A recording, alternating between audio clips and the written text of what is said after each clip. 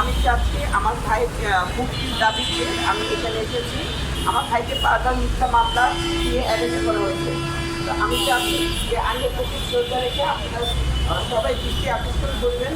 আমার ভাইকে বারবার জামিন হচ্ছে, আবার জেল গেটে আটকে দেওয়া হচ্ছে। আমরা তার মুক্তি দাবি চাচ্ছি, আপনারা চেষ্টা করবেন যে এই জিনিসটা। না না না, উনি কোনো রাজনীতিতে, উনি একটা বিজনেসম্যান। ছোটোবেলা অল্প বয়সে জাপানে সে বড় হয়েছে। জাপান থেকে দেশে আসার পথে সে জাপানে থাকতে বাংলাদেশে বিজনেস করছে, ব্যবসা বাণিজ্য আছেন তার। এখন কিছু মহলের লোকজন হয়তো তার এনিমি যারা আছেন, যারা চাচ্ছে না উনি ব্যবসা করুক বাংলাদেশে, বা উনি একটা ভালো পরিবেশ দেখ আমাদের বাংলাদেশকে, সেজন্য অনেকে চাচ্ছেন না যে উনি এই কী করুক। এজন্য তাকে অ্যারেস্ট করা হয়েছে। এবং বাড়ি কোথায়, পরিচয়?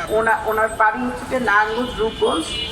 উনি ভুলতার গালসিয়া মার্কেটের ওই আমাদের বাড়ি, সেলিম প্রধানের বাড়ি। এবং সে সেখানে চাচ্ছিলেন যে মুক্তি, ওখানে মাদকমুক্ত, চাঁদাবাজ মুক্ত এবং পরিবেশ সুন্দর হোক। তো এইটার জন্য সে আপ্রাণ চেষ্টা করতেছিলেন কাজ করতে। তো হয়তোবা কিছু মানুষ পছন্দ করেনি তাকে, হয়তোবা তার কোনো অপছন্দের কেউ তাকে অ্যারেস্ট করিয়েছেন। এখন আমরা চাচ্ছি যে নিঃস্বার্থ মুক্তি তাকে নেন।